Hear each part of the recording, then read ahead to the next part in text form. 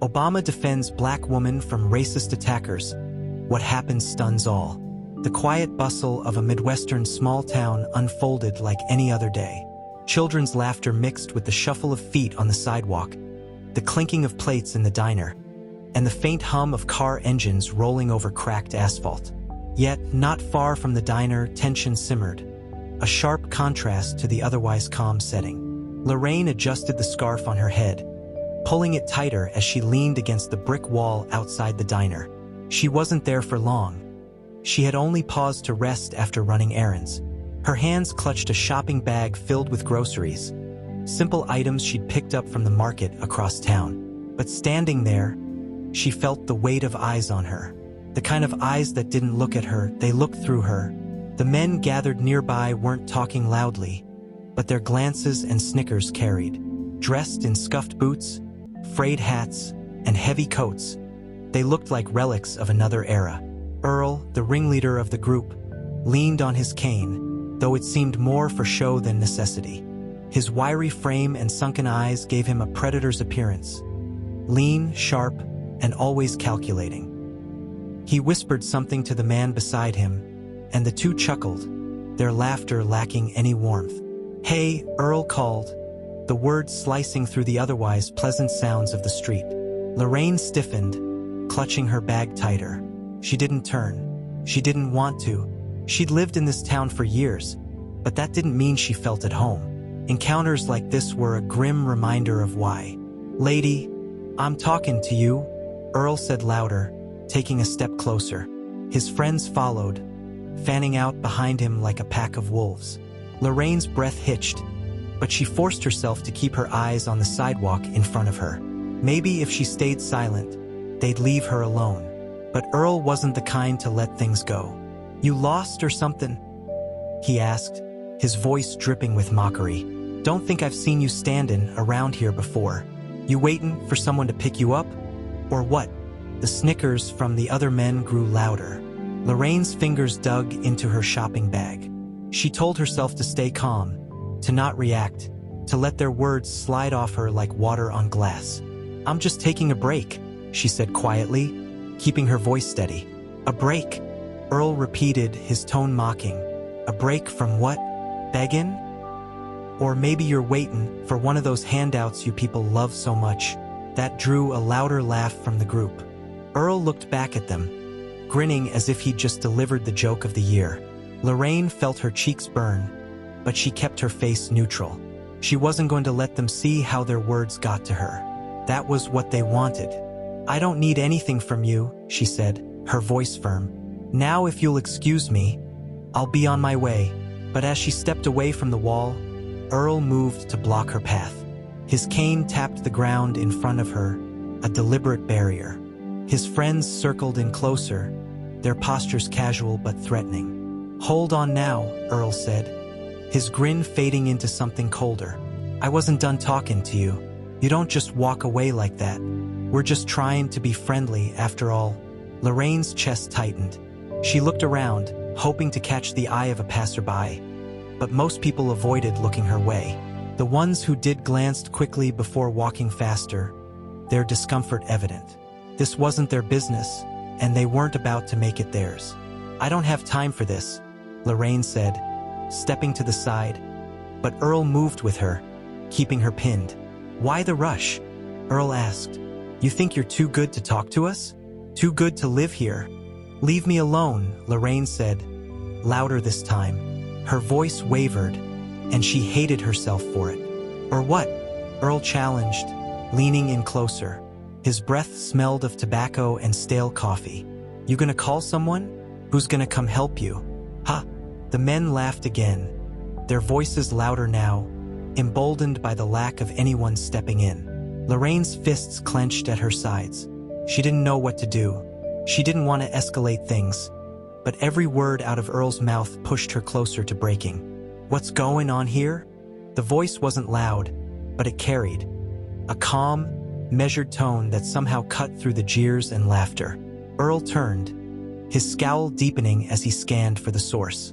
A man in a dark suit stood a few paces away, his hands in his pockets and his expression unreadable.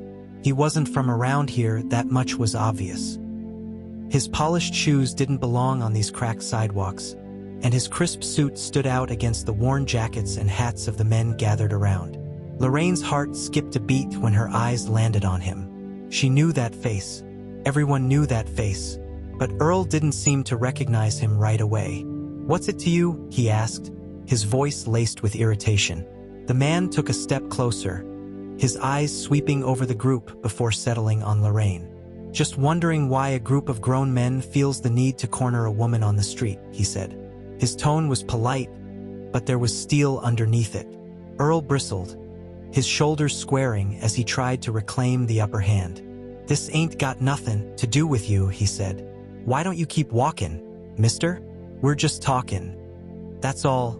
"Doesn't look like just talking to me," the man replied. His gaze shifted back to Lorraine, and his brow furrowed slightly. "Are you okay, ma'am?" Lorraine hesitated, her lips parting to speak, but Earl cut her off. "She's fine," he snapped. "Ain't that right, lady?" The man's eyes hardened.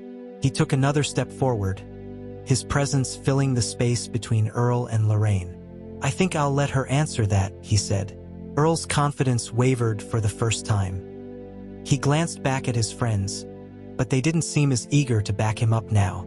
The man in the suit didn't look like someone they could intimidate easily. Lorraine took a shaky breath, her voice trembling but resolute. "I was fine," she said, her eyes meeting Earl's. "Until they started bothering me." Earl's jaw clenched, but before he could respond, the man in the suit spoke again, his voice firm. "That's all I needed to hear." "I don't know who you think you are," Earl said, his voice low and venomous, "but you're not from around here. So why don't you turn around and mind your own business?" The man didn't move. His stance was relaxed, his hands still in his pockets, but there was an undeniable air of control about him. He looked at Earl with a calm, unyielding gaze, the kind that made it clear he wasn't going to back down. "It's everyone's business when someone's being harassed," the man said evenly. "And right now, it looks like you and your friends are the ones out of place." Earl let out a sharp laugh, though it sounded forced. He turned to his group for support, gesturing toward the man with exaggerated disbelief. "You hear this guy? Walks into our town, acts like he knows how things work here. You got no idea what you're talking about, buddy." The others chuckled nervously, though their laughter lacked the confidence it had before. One of them, a shorter man with a scruffy beard, shifted uncomfortably, glancing between Earl and the stranger. "Maybe we should just let it go," he muttered under his breath. Earl shot him a glare. "Let it go," he repeated, his voice rising. "You kidding me? This guy thinks he can walk up here and tell us what to do. You gonna let him get away with that?" The shorter man didn't respond, his eyes darting to the ground. Earl turned his attention back to the stranger, his sneer returning. "I don't know what your deal is, but you're not welcome here," he said, jabbing a finger in the man's direction. "And neither is she." The man's expression didn't change. He looked at Earl's finger, then back at his face, his calm gaze steady as ever.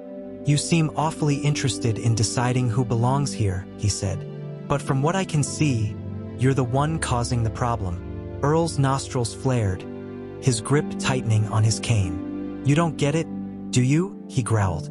"This is our town. We don't need outsiders coming in and messing things up." "Messing things up?" the man repeated, raising an eyebrow. "By what, existing? Or is it just that she happens to look different from you?" Earl's face darkened, his fists clenching at his sides. The others in his group exchanged uneasy glances, their earlier bravado waning under the stranger's unflinching demeanor. Lorraine stood silently, her back still pressed against the wall. Her heart pounded in her chest, each word exchanged between the two men feeling like a spark in a powder keg. "You don't know what you're talking about," Earl snapped. "This has nothing to do with you. So why don't you take your big words and your fancy suit and get out of here?" The man took a step forward, his presence looming without aggression. His tone remained calm, but there was an unmistakable authority in his voice. "I'm not going anywhere," he said, "and neither is she." Earl's face turned crimson, the veins in his neck bulging. "You think you're better than us?" he spat. "That it? You think you can just waltz in here and act like you're in charge?" The man tilted his head slightly, his gaze unwavering. "I don't think I'm better than anyone," he said. "But I do think you're making a fool of yourself right now." The quiet murmur of the street had shifted entirely toward the confrontation. People stopped mid-stride, their attention drawn to the escalating tension. Some lingered at a distance, whispering among themselves, while others crossed the street to avoid getting too close. The air felt charged, the growing crowd a silent witness to what was unfolding. "You're out of line," Earl hissed, stepping closer. The top of his head barely reached the man's shoulders, but he squared his stance as if he could somehow intimidate him. "You think you're gonna scare me? I don't care who you are. You're not welcome here." The man didn't flinch. His hands stayed in his pockets, his posture remaining composed. "You seem to think this is about me," he said. "It's not. This is about you and the way you treat people. I'm just here because someone needed to say something." Earl sneered, his laugh cold and hollow. "Someone needed to say something? You think you're some kind of hero?" "No," the man replied simply. "I just don't like bullies." The words landed like a punch. Earl's eyes narrowed, his lips curling into a snarl.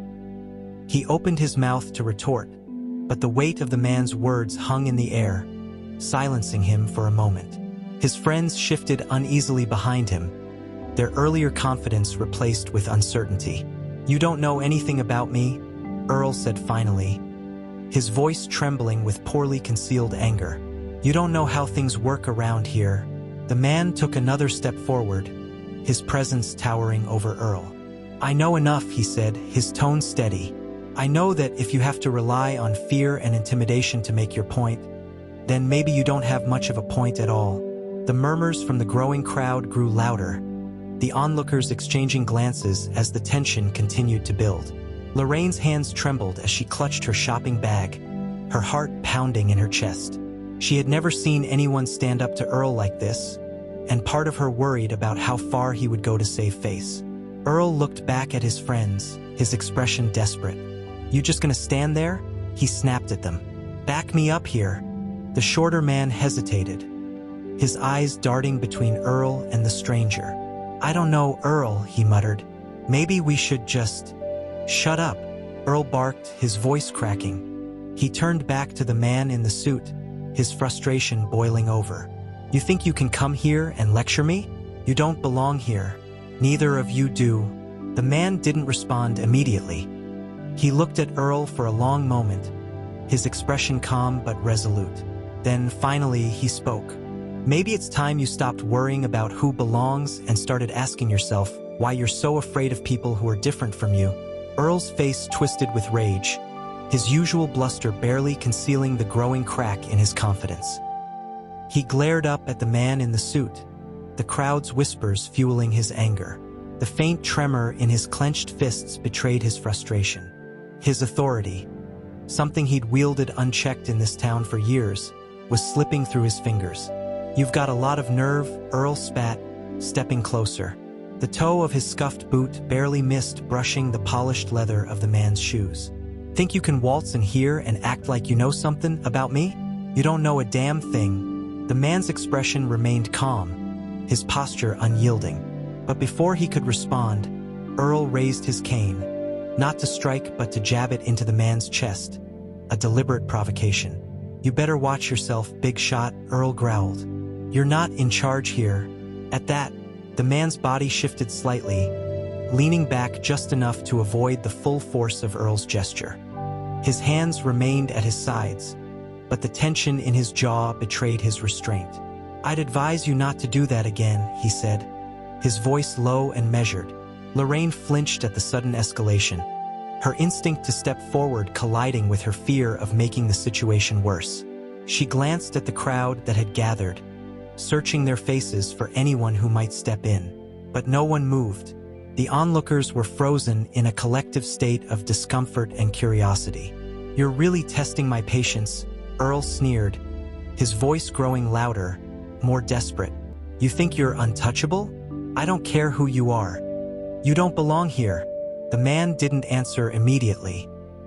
His gaze flicked briefly to Lorraine, as if silently assessing her condition, before returning to Earl.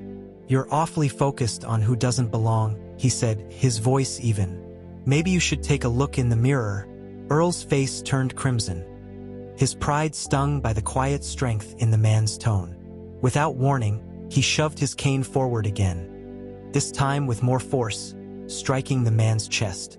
The crowd gasped, the sound cutting through the murmur of the street like a knife.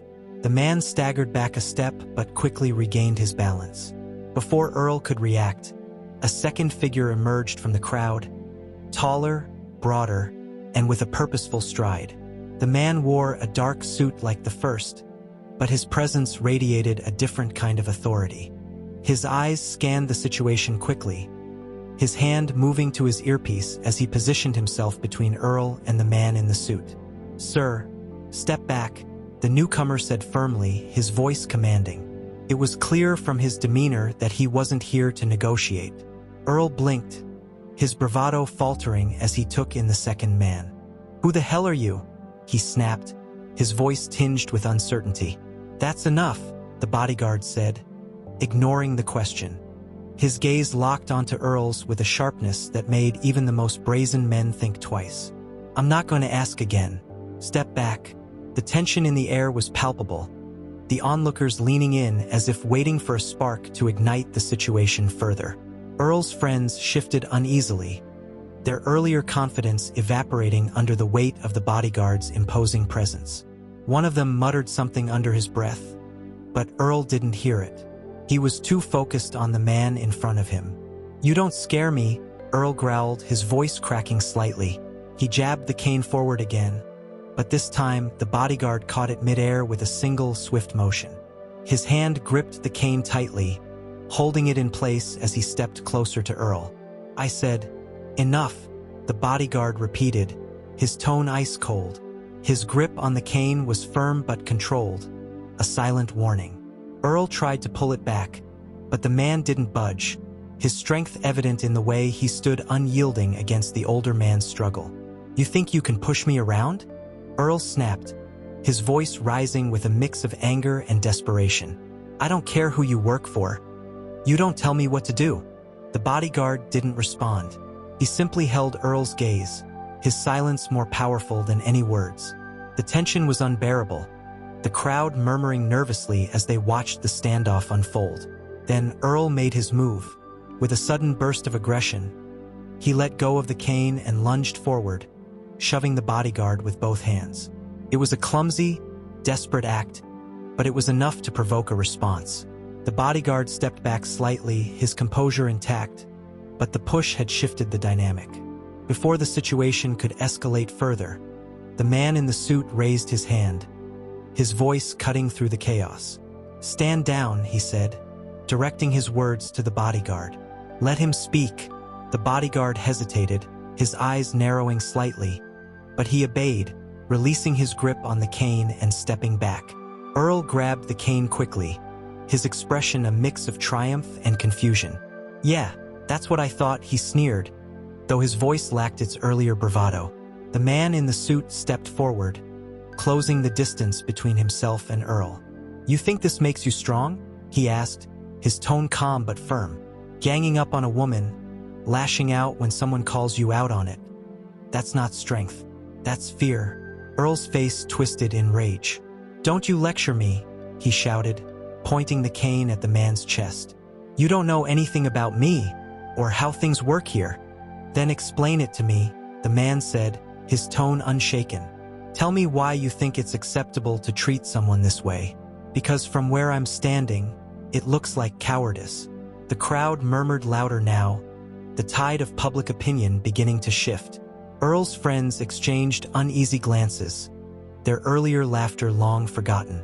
Even the shortest among them took a half-step back, unwilling to be dragged deeper into the confrontation. Earl's hands trembled, his grip on the cane tightening. "You don't belong here," he hissed, his voice cracking with desperation. "Neither does she." "And yet," the man said, his gaze unwavering, "we're both still standing here. Maybe you should ask yourself why that bothers you so much. You don't get it, do you? Earl snarled, his voice cracking under the weight of his anger. He jabbed his cane toward the man again, though this time he didn't quite make contact. This isn't about me. It's about people like you thinking you can come here and tell us how to live our lives. People like me? The man repeated, his tone calm but with a sharp edge. His hands were still in his pockets, his stance relaxed, but his words cut through the noise like a razor. What exactly does that mean, Earl? Go ahead, say it. Earl froze for a moment, his mouth opening and closing as if he couldn't quite find the words. Behind him, his friends fidgeted uncomfortably. One of them, an older man with a gray beard, shifted his weight from foot to foot, glancing at the crowd that had gathered. Maybe we should just go, Earl, he muttered, his voice low. This ain't worth it. Shut up, Hank. Earl snapped, turning his fury on the man beside him. You're always backing down when it matters most. It don't look like it matters, Earl. Hank shot back, his voice louder now, tinged with frustration. You're making a damn fool of yourself, and for what? To yell at a woman who ain't done nothing to you. Earl turned red, his anger bubbling over as he pointed his cane at Hank. You got something to say, Hank? Say it. Go on. Let everyone know you don't got the backbone to stand up for what's right. What's right? Hank barked, his voice rising to match Earl's. This mess you're making? This ain't right, Earl. It's stupid. And it's making the rest of us look bad. The crowd murmured louder, their whispers filling the space between the two men. The man in the suit watched silently, his expression unreadable as Earl and Hank's argument unfolded. Lorraine, still pressed against the wall, gripped her shopping bag tightly, her eyes wide as the scene spiraled further out of control. Enough, Earl growled, his voice low but dangerous. He turned back to the man in the suit, his hands trembling as he pointed his cane again. You see what you've done? You come here, stir things up, and now you're tearing people apart. This is on you. The man finally moved, his hands coming out of his pockets as he took a step forward. His movements were slow, deliberate, but the authority in his presence was impossible to ignore. The bodyguard tensed behind him, ready to intervene if necessary, but the man held up a hand, signaling for him to stay back. You want to blame me for this? The man said, his voice calm but laced with steel. Go ahead, blame me, but let's be honest here, this didn't start with me.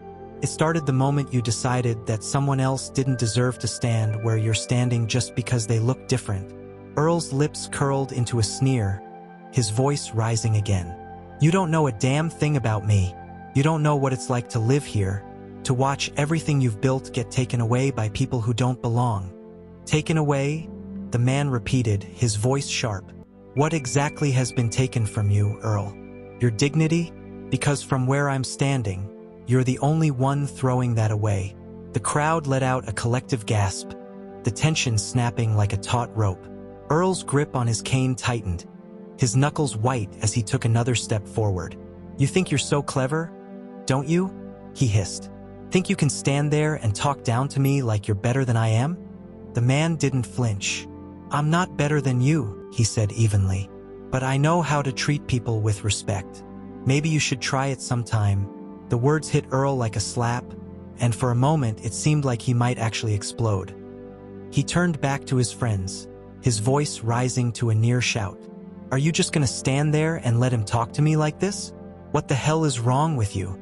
Hank threw up his hands, exasperated. What's wrong with me? What's wrong with you, Earl? Look around. Nobody here's on your side. Shut up, Earl roared, his face twisting in fury. He turned back to the man in the suit, his entire body trembling with anger. This ain't over, he growled through gritted teeth. You don't get to just walk in here and what?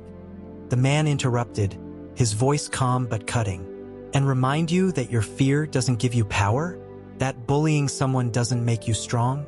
What exactly are you trying to prove, Earl? Earl's mouth opened, but no words came out. The crowd murmured louder now, the tide clearly turning against him. One of his friends, a burly man in a flannel jacket, took a step back, muttering something about needing to check on his truck. Another shook his head and walked away, leaving Earl standing alone. The tension in the air was unbearable. Earl's eyes darted around, landing on the faces in the crowd, searching for someone, anyone, who might support him. But all he saw were cold stares and murmurs of disapproval. Even Hank was backing away now, his hands shoved deep into his pockets as he avoided Earl's gaze. Lorraine finally found her voice, stepping forward cautiously. "Just let it go, Earl," she said quietly. "It doesn't have to go any further." Earl turned to her, his face a mask of fury. "Don't you tell me what to do," he shouted. "You think you're safe because this guy's here? You're just as out of place as he is." The man in the suit moved again, stepping between Earl and Lorraine. His voice was calm but firm, his words carrying a weight that silenced the crowd. "You've said enough," he said. "It's time to stop." Earl's face twisted with rage, his lips curling into a sneer as the man in the suit stepped between him and Lorraine. The subtle shift in the crowd, the murmurs of disapproval, the glances of disgust, only seemed to feed his anger. His cane trembled in his grip, and his voice rose again, louder, sharper, desperate to reclaim the authority he felt slipping away. "You think you're some big shot, huh?" Earl snarled, jabbing the cane toward the man's chest again. "Dressed up all fancy, talking down to me like I don't know what's going on. I know exactly what you're about. You come in here, thinking you can push us around. Takin, what ain't yours?" The man in the suit remained calm, his gaze steady and unflinching. But there was a shift in his demeanor, a subtle tightening of his jaw, a sharpness in his eyes that hadn't been there before. He didn't respond immediately, letting Earl's words hang in the air, heavy and ugly. "You don't even know who you're talking to, do you?" the man finally said, his voice calm but firm. Earl let out a short, barking laugh, the sound harsh and bitter. "Don't need to know," he spat. "You're all the same. Come into places you don't belong, act like you're better than us, like we're supposed to bow down and let you take over. Well, not here. Not in my town." The crowd gasped audibly, the murmurs growing louder.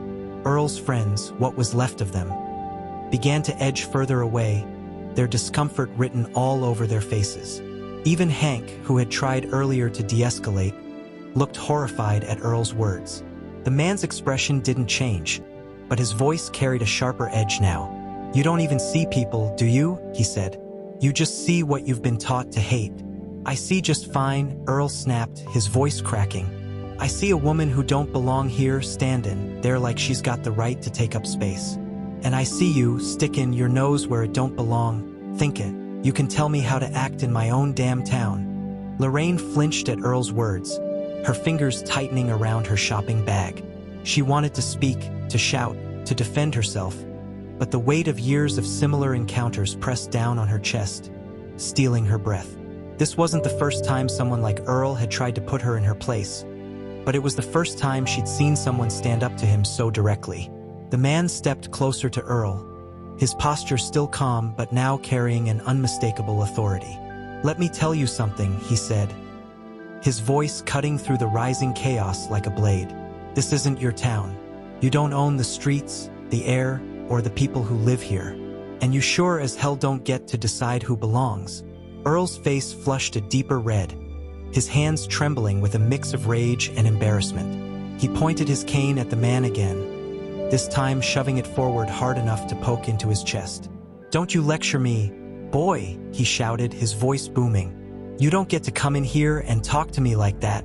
The crowd let out a collective gasp, the word hanging in the air like a thunderclap. Earl's friends froze, their faces pale. Even the onlookers, who had been content to watch from a distance, began murmuring in shock. The man in the suit didn't flinch. He stepped back slightly, brushing off the front of his jacket as if Earl's shove had been nothing more than an inconvenience.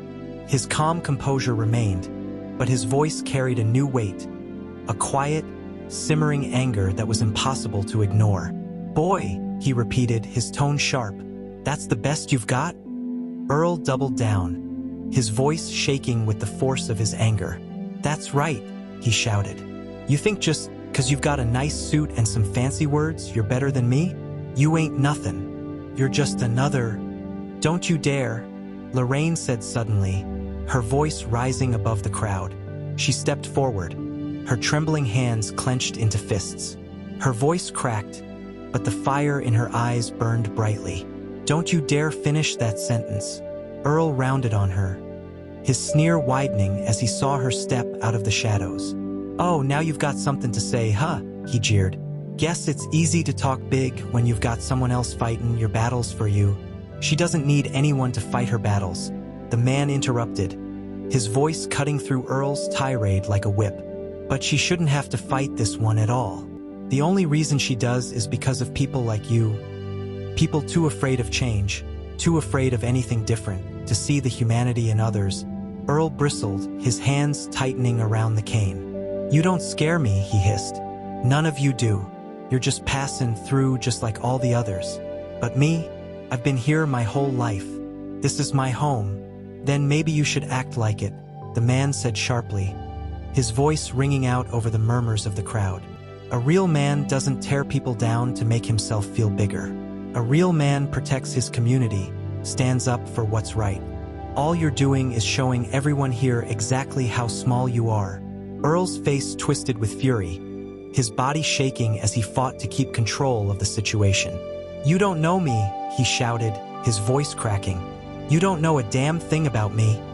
You're right, the man said, his voice dropping to a deadly calm. I don't. But I know this, you're out of control and it's time someone put a stop to it. The crowd stirred, their whispers growing louder. Some were clearly uncomfortable, while others exchanged glances of quiet approval. Earl's confidence wavered, his eyes darting around as if searching for someone to back him up. But his friends were gone now, having slipped into the crowd to distance themselves from the chaos. And still, Earl didn't realize who he was talking to. He was too blinded by his own hatred, too consumed by his need to assert dominance, to notice the subtle shifts in the crowd's energy. You think you're so damn special, Earl spat. But to me, you're just another one of them. You all look the same anyway. The crowd's murmurs had turned into outright gasps, their shock spreading like ripples in a pond. Earl's words hung in the air, ugly and unmistakable, his venom now fully exposed for everyone to see. The tension on the street was so thick it felt like time had frozen, each second stretching into an eternity as everyone waited to see what would happen next. The man in the suit stood motionless for a moment, his expression unreadable. But when he finally moved, it wasn't with anger or aggression. Instead, he reached up and adjusted the lapel of his jacket, his fingers moving with deliberate calm. Then he raised his head, his sharp gaze locking onto Earl with a focus that made the older man falter. You really don't know who you're talking to, do you? The man said, his voice quiet but carrying a weight that silenced even the loudest whispers in the crowd. Earl sneered, though there was a flicker of uncertainty in his eyes. I don't care who you are, he spat, gripping his cane tightly.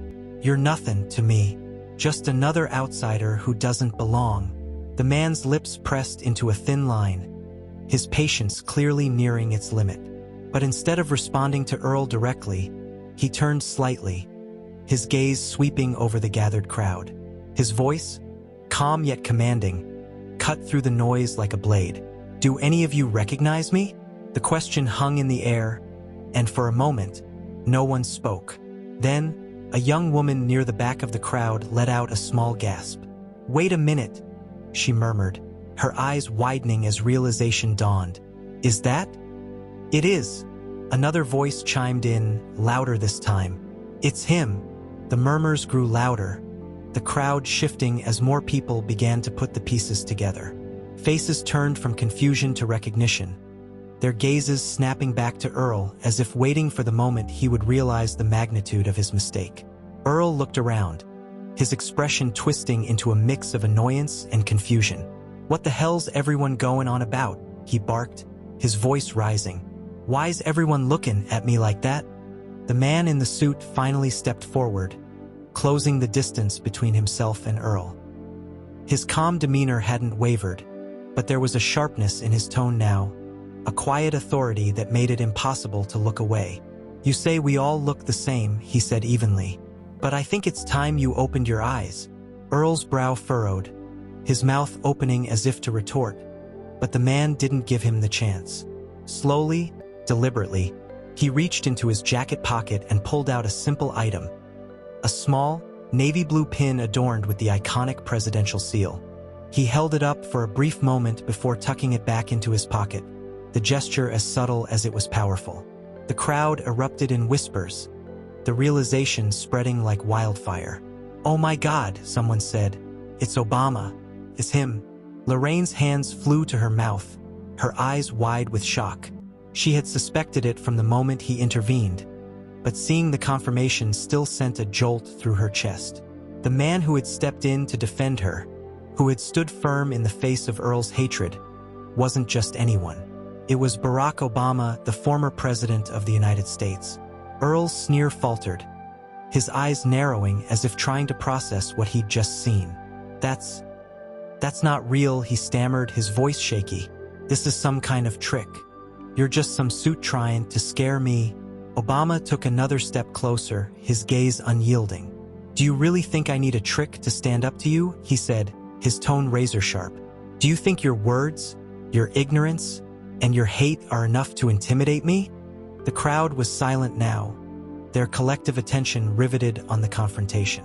Earl stumbled back a step, his bravado crumbling as the weight of the situation pressed down on him.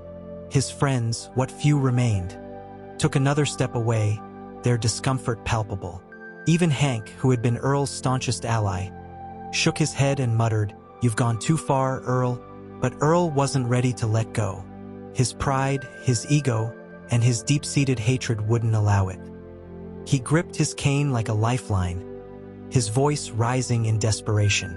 "You think you're better than me because you used to be president?" he spat. "You think that changes anything? You're still—" "Enough," Obama interrupted, his voice cutting through Earl's rant like thunder. He didn't raise his voice, but the sheer power behind it made everyone fall silent. "You've already shown everyone exactly who you are, and now it's time you listened." Earl froze, his lips trembling as he struggled to find a response. But Obama didn't give him the chance. He stepped even closer, his presence towering over Earl despite their difference in height. "This town isn't yours," he said, his voice steady but firm. "It belongs to everyone who calls it home, regardless of the color of their skin, their background, or where they come from. The only person who doesn't belong here is someone who thinks hate gives them power." The crowd erupted in applause, the sound echoing off the buildings and drowning out the last vestiges of Earl's resistance. He looked around wildly, his face flushed with humiliation as the reality of his situation sank in. For the first time, he was truly alone. Obama turned to Lorraine, his expression softening as he gestured for her to join him. She stepped forward hesitantly, her hands still trembling, but the look in his eyes gave her strength. "This is your home," Obama said to her, his voice filled with quiet conviction. "And don't let anyone make you feel otherwise." Lorraine nodded, her chest tight with emotion. "Thank you," she whispered, her voice barely audible over the cheers of the crowd. Obama turned back to Earl, who stood frozen, his cane shaking in his grip. "It's time for you to leave," Obama said simply, "because this isn't your moment anymore. It's hers." Earl stood frozen, his mouth hanging open as if words might still save him. But no words came. His hands clenched the cane so tightly his knuckles turned white, his face red with a mixture of humiliation and fury.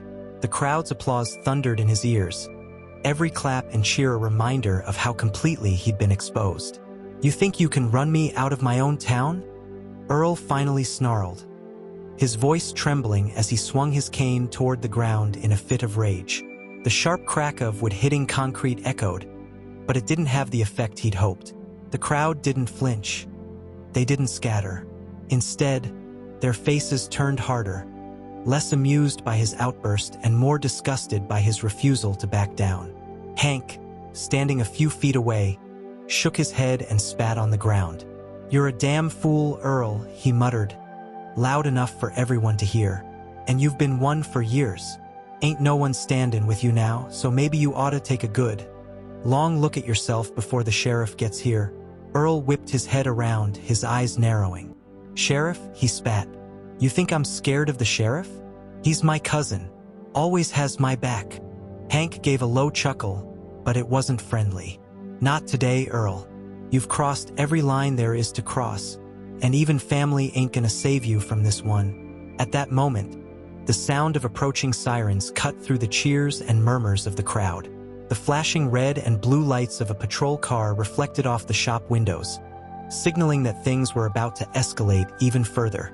Earl's eyes darted toward the source of the noise as the sheriff's car rolled to a stop at the curb. The sheriff, a stocky man with a stern face, stepped out of the car and adjusted his hat before surveying the scene. His eyes landed on Earl, narrowing slightly as he took in the crowd and the tension still crackling in the air. What the hell's going on here? He asked, his voice rough but authoritative. Before Earl could speak, Obama stepped forward, his presence commanding even in the chaos. Sheriff, he said calmly, gesturing toward Earl. This man has been harassing and threatening both myself and this woman. He turned slightly, nodding toward Lorraine, who stood nearby with her hands clenched tightly around her shopping bag. And he's done so in full view of everyone here. The sheriff's gaze shifted to Earl, his frown deepening. That true? He asked, his tone even but heavy with implication. Earl stammered, his usual bluster faltering as he tried to form a defense. I know it's not like that, he said quickly, his voice rising in pitch.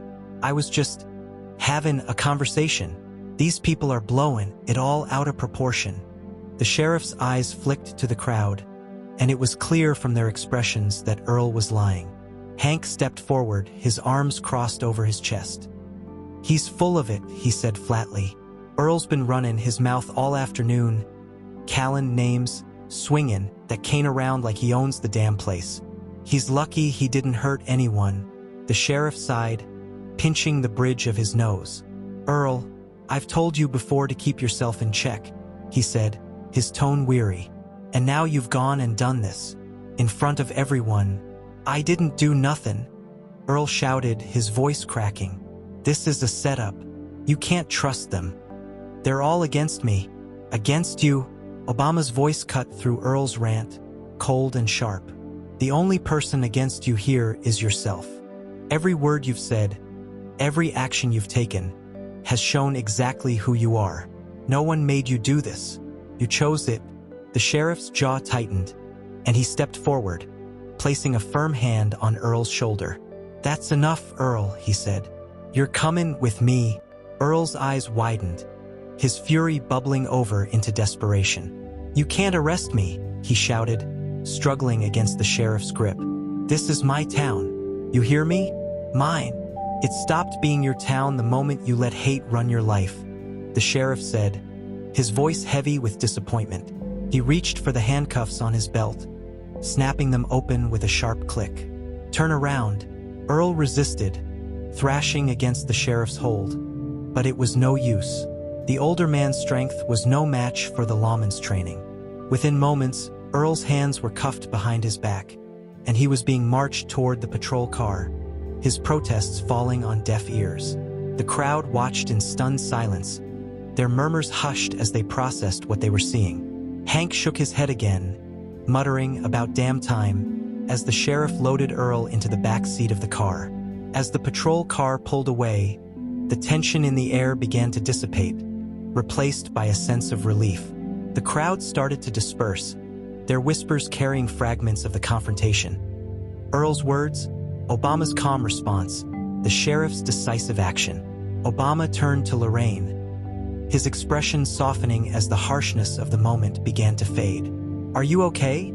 He asked gently, his voice quiet but full of concern. Lorraine nodded, though her hands still trembled slightly. I am now, she said, her voice thick with emotion. Thank you for everything. Obama gave her a small, reassuring smile. You didn't need me to prove you belong here, he said. But I'm glad I could help remind everyone else. Obama stepped closer to her, his calm demeanor radiating a quiet strength that steadied her nerves. "Lorraine," he said softly, his voice low enough that only she could hear, "you don't have to carry this alone anymore." Her eyes welled with tears, but she blinked them away quickly, unwilling to let the crowd see her cry. I'm not used to anyone standing up for me," she admitted, her voice shaking. "People usually just look the other way." "Not today," Obama said firmly. He gestured toward the dispersing crowd. Today they saw the truth. It's not easy to change what's been ingrained for so long, but moments like this, they matter. "You matter." Lorraine nodded, her throat too tight to speak. She watched as Obama turned toward the crowd, his commanding presence immediately drawing their attention. The whispers died down as he began to speak, his voice steady and clear. "What happened here today is bigger than one man's hatred," he said, his gaze sweeping over the onlookers. "It's about what we, as a community, choose to stand for. For too long, it's been easier to stay silent, to look the other way when someone's treated unfairly, to pretend it's not our problem. But silence is a choice, and it's one that allows hate to grow." The crowd shifted uneasily, some looking at their shoes, others nodding in agreement.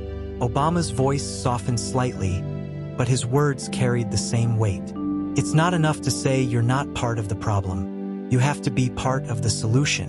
That means speaking up when you see injustice. It means holding each other accountable, even when it's uncomfortable.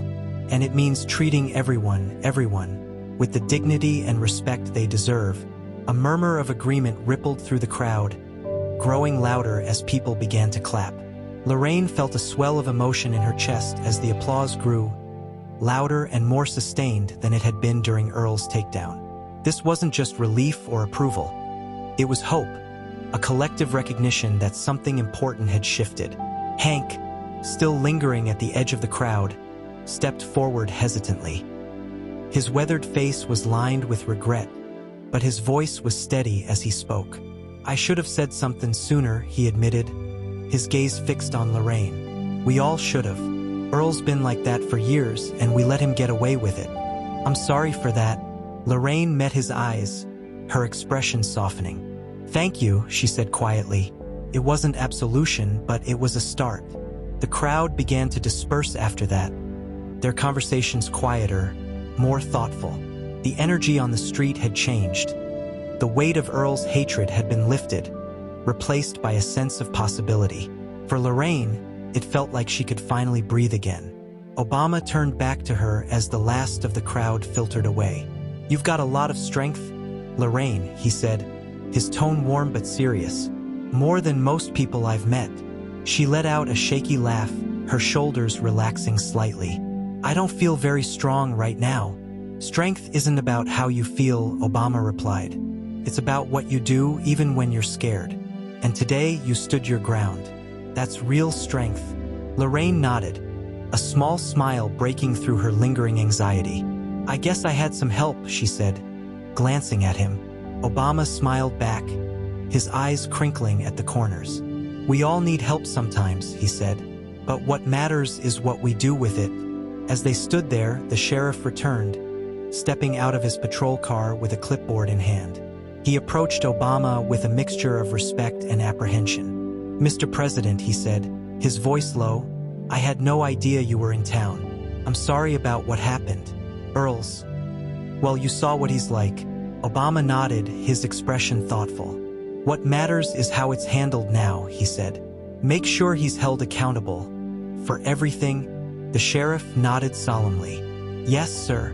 As the sheriff walked away, Obama turned back to Lorraine. "You'll be okay?" he asked, his tone gentle. She nodded, her smile growing steadier. "I think so. Thanks to you."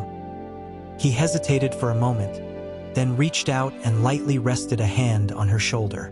"You don't need to thank me," he said. "Just promise me one thing. Don't let anyone make you feel small again." "I promise," Lorraine said, her voice firm. With that, Obama stepped back, his bodyguard moving to his side as they prepared to leave. Lorraine watched him go, her heart lighter than it had been in years. The street felt quieter now, but it was a different kind of quiet, a peaceful one, filled with the possibility of change. As she turned to leave, She caught her reflection in the diner's window. For the first time in a long time, she didn't see someone who was invisible or out of place. She saw someone who belonged.